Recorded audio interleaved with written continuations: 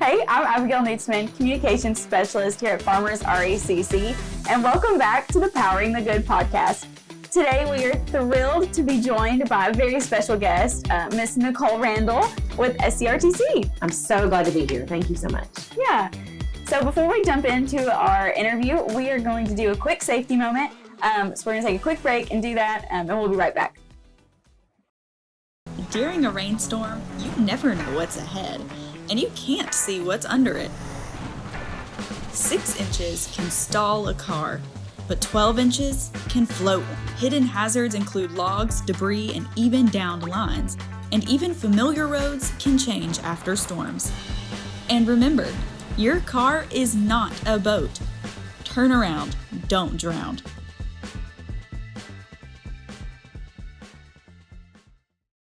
Hey, welcome back to the Powering the Good podcast. Like we said before, we're here with Miss Nicole Randall. So Nicole, can you tell us a little bit about you?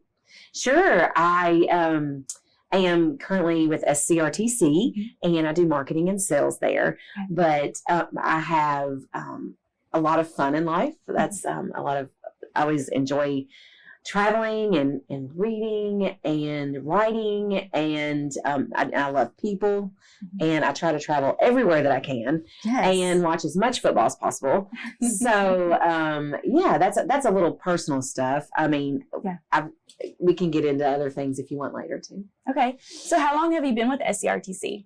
We've been there, I've been in SCRTC 12 years. Okay. Yeah, 12 years. Awesome.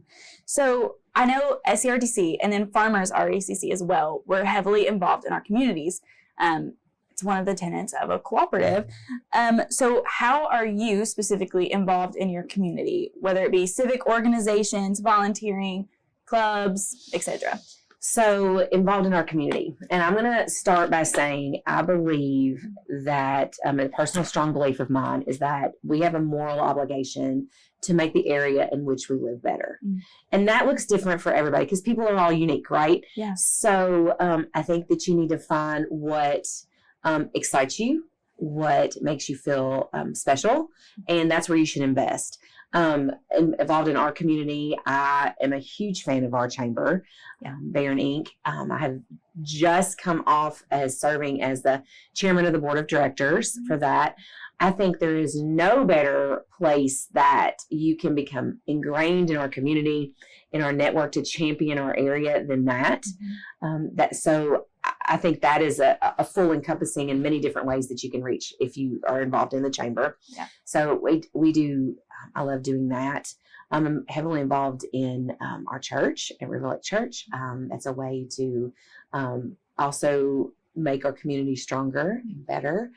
And there are a lot of opportunities every day that we can do small things to make it better.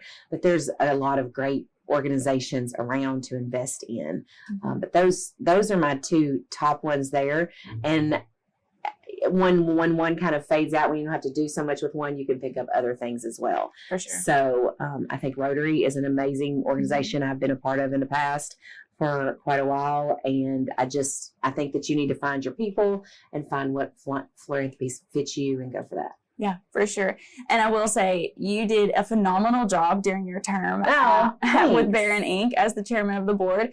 And like you said, once you free up that time, you can sometimes go into other avenues of community involvement. So do you have anything like on the horizon for you now that you're off of the board, or are you going to pick up more time with the church, or what's in your future? So I know you do Glasgow BPNW as well. And that organization is wonderful. It is a great group of women that speak life into each other. And so it's a very uplifting place. So that is on the horizon. I have, Abigail, I wrote a book last year. Yeah, you did. How cool is that? So, the fact that happened is so fulfilling, to be able to say that. And so, I'm not done yet. So, I'd like to do another one of those. And that is where I feel a lot of passion doing that. But since we teased that, so I did write a book because I went through a breast cancer journey. Yes. And thank you, Lord, that everything's fine with that. But there's no way with so many women going through all of the things that I went through. There's no way I could go through it and just be like, hope that works out for everybody else. Yeah. I have to, the lessons that I learned and the way to get through it. And it's not just breast cancer. People struggle so much with so many different things. Mm-hmm. So any encouragement we can give each other is better. So I would like to work with that book, and there's more things on the horizon as well. For sure. And I will also do a shameless plug for you. If you have not read Nicole's book, Don't Waste Your Journey, please do. I know Nadine West here in town carries copies, and there's lots of other little places where you can find Nicole's book, and it's such a good read, such a good time. Oh, thank you. So please go check out that book. Right. Thanks. So why is being a part of the community so important? And you kind of already touched on this a little bit, but maybe through the lens of personally, why is it so important? And then professionally, why is it so important to be involved in our community? Right. So, our community is us, right? So, and we don't, the power of place is very important. And where we choose to have our families and our children, and in our schools, and that's where you're at. So why would you not want to make the place where you are the best possible? And everyone can find little ways. And I don't want people to be discouraged, like you have to be chairman of the board of the chamber to make a difference. I mean, there are organizations like, Bridge Kentucky, and like there's just so many, or animal shelters that just they take people, they take resources, they take power. But if you want the place where you're at to be able to have pride in that, to say, I have a beautiful place, we have festivals, and we have shopping, and we have people, and we have, so that is something that for your own personal family, and life's short. Right. So why would you want to be in a boring place? Right. Yep. Exactly. So personally, that is why you should invest in your community.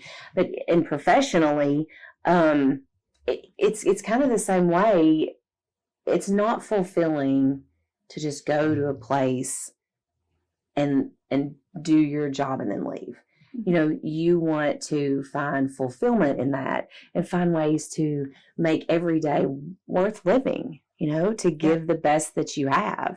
And we can't do that every day. We have different feelings every day. We're not on our A game every day, but just to be able to be proud of yourself at the end of the day and say, I've done what I can, I've done my best, and I've helped others, about helping others.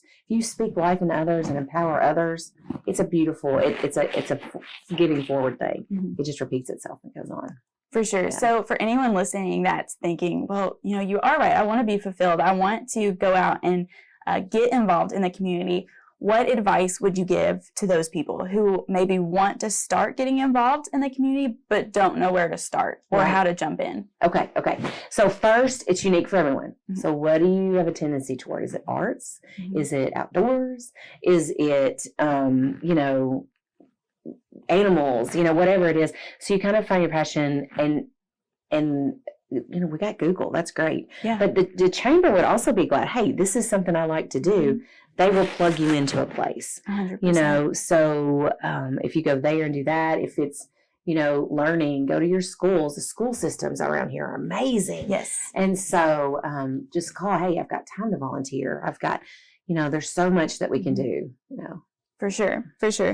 So how does being a part of a co-op influence your involvement in the community? Because, cooperatives, we are heavily involved in our community. So how has that influenced you and your involvement? The co-op is, because you're a co-op too, the co-op is pretty much everything I just said, isn't it? Because our co-op is about our members. We're member driven. We're not profit driven. Right. And we have, our members have our drive what we do and the decisions that we make.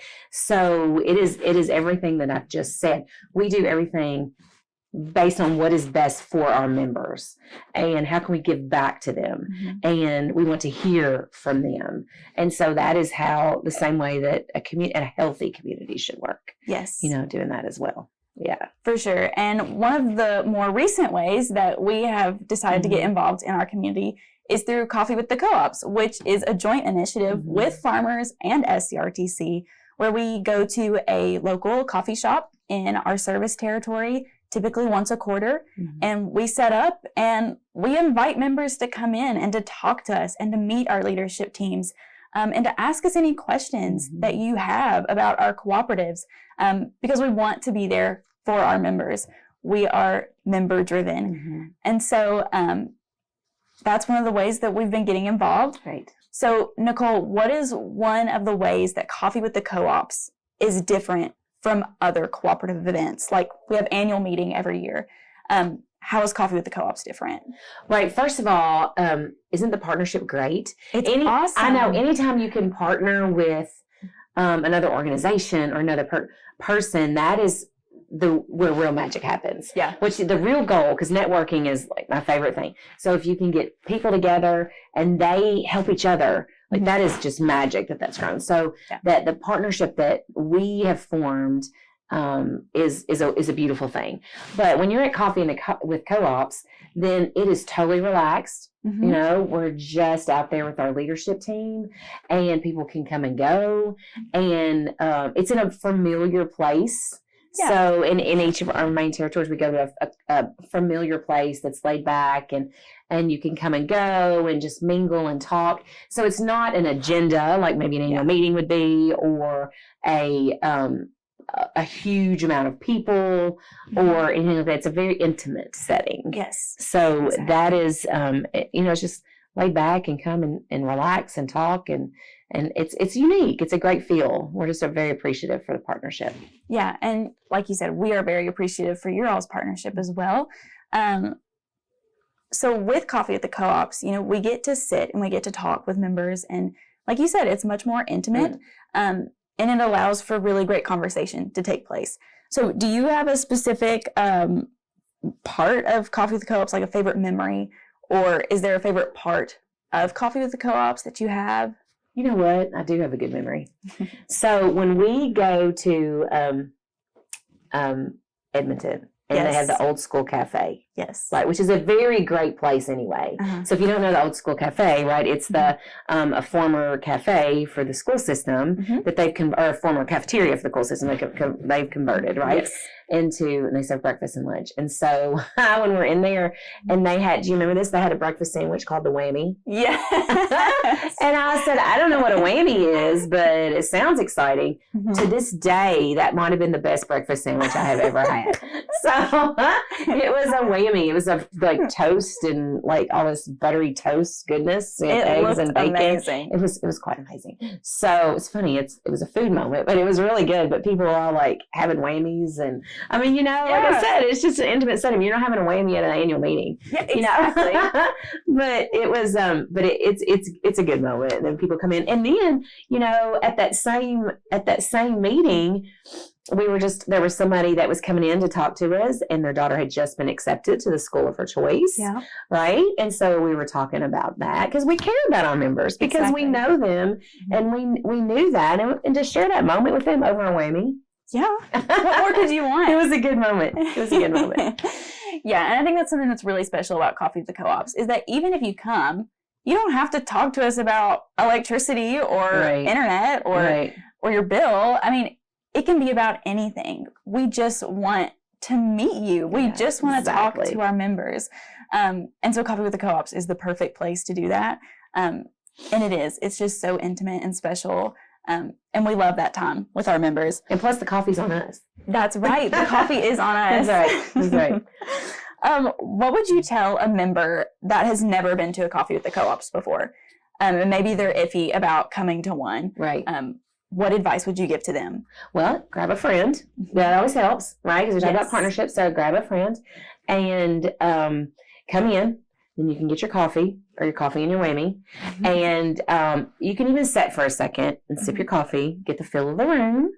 And then you can talk to people if you want, So for sure. It doesn't have to be full send, seeking out. This is my question. I put a lot of thought into it. Just kind of like sit back and enjoy the moment and the time, and making. I know both of our general managers want to get out there and And that's a very special thing that they want to interact with the public and our members and our people. That's putting yourself out there. It can be a hard thing, no matter what level you're at. So, so come on in, grab a friend, relax, sit down, and then just kind of talk to us. We'll be around mingling too. So, yeah. For sure. So we do typically have Coffee with the Co-op events once per quarter. So you can find us in any of our counties that we service. We typically do one county per quarter. So come out, come see us, come meet us, and just come talk to us over a cup of coffee. It's a great time. It is a good time. And the weekdays, I know in the Hart County one was really good because we got a lot of teachers that were coming in and out. Even students. That was fun. Yeah. So they were coming in and out before on their way to school. So, just a quick drop in. Hi. For sure. Yeah. For sure. So, Nicole, at Farmers RECC, and of course at SCRTC as well, we're powered by our members and employees. So we want to end each episode by asking our interviewees, who or what powers you? You know what? Didn't even have to think about that question. What powers me is God. Kingdom work is what is at my heart and is the ultimate most important thing. So when you ask me that question, it's just like that. So that's what it's all about. And that fits into the co-op as well. Yeah. So awesome. Well, thank you, Nicole, for being with us today. We really appreciate it. You've given us a lot of insight into work in the community and Coffee with the Co-ops. So thank you for being here. My pleasure. We appreciate it. This has been Powering the Good with Farmers RECC. Thank you for being here with us today. We look forward to seeing you in the next episode.